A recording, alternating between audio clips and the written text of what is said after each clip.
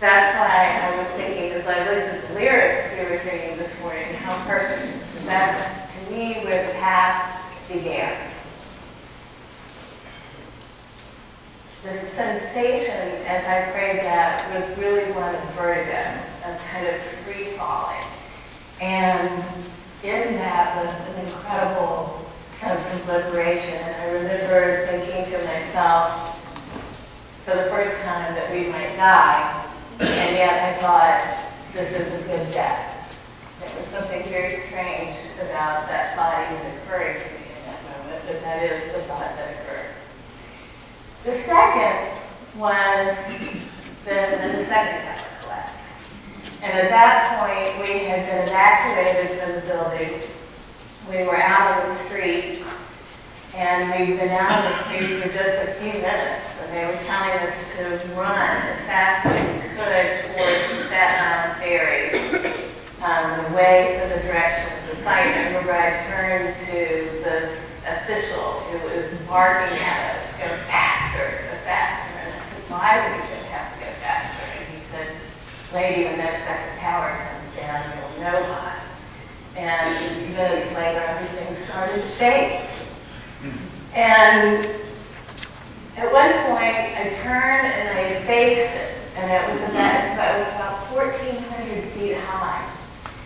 And I realized that I was thinking, with milliseconds, what can I do to protect myself? What can I do? And all of a sudden, I realized there was nothing I could do. And at that point, I just summoned all the faith, all the trust in God that I had somehow accumulated over the years, all those prayers, all those Eucharists, and just kind of flung it towards God and said, take me. And I think that that's the second step on the path. Really, it's a step of summoning your faith and surrendering your faith in your life to God. When we survived and we were eventually evacuated away from what was becoming known as the red zone, and I got home, it was very strange because, obviously I was severely traumatized. I was definitely in shock. But it was like all these kinds of illusions that clouded my mind had sort of been stripped away. And I could only think sort of one thing, and it went around and around in my head like a mantra. And it meant something like this. It was just only people, only people, only people matter. And it was that voice that led me almost on autopilot, really, back down to ground zero to St. Paul's Chapel to see if the chapel was still there.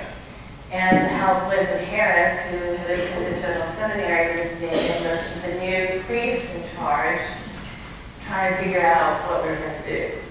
And so I think the third thing is that consciousness that really people matter to us more than anything else.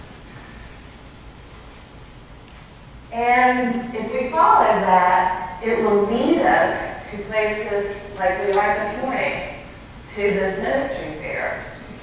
And I think to find a public community of caring, to the great gathering, to the church.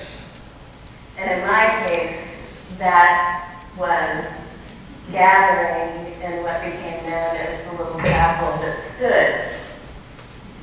When we launched American Awakening, we launched it from St. Paul's Chapel in New York in early October.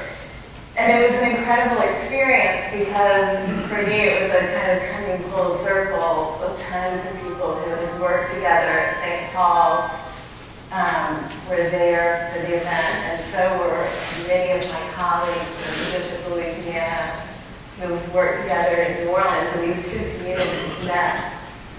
ERD actually sponsored it, Physical Legal Development, who's funded all our work in New Orleans. And they asked a supporter of ERD named Andrew Simchek, whose financial company was on the 86th floor of one of the towers and who had lost over 50 employees that day, to introduce me that night. And Andrew had never met me before, and he got up and said, you know, I'm probably one of the few people here who actually doesn't know Courtney. But he said, I wasn't sure why they asked me to introduce her. He wasn't sure he actually wanted to introduce me because he said it was a very difficult thing for him to do. But he said that as he read the book, and he got to the part where I was talking about that mantra, he said he knew then that the story was true because the exact same thing had happened to him, and he said in the exact same words. And when I heard that, it was a great confirmation that this was not the story of me.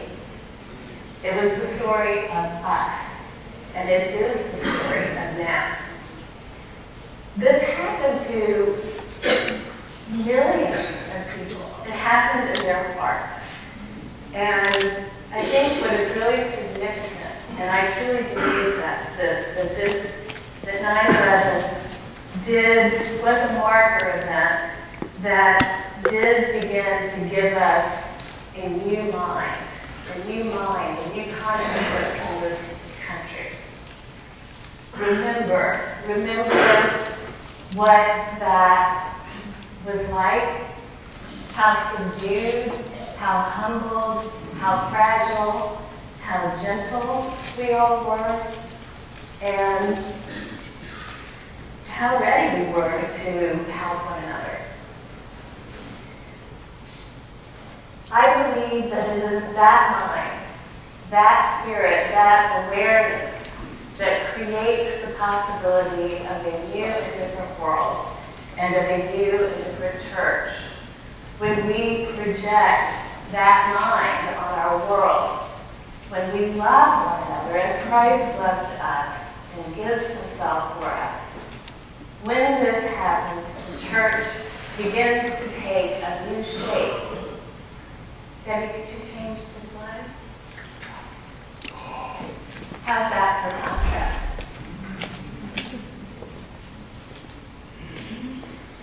You could stand on the back porch of St. Paul's Chapel and you could look to your left and see the wasteland, which is the name I called that first picture.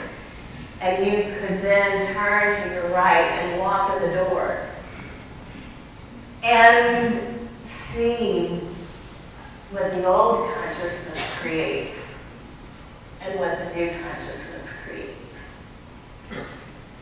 And it is a world, it is a church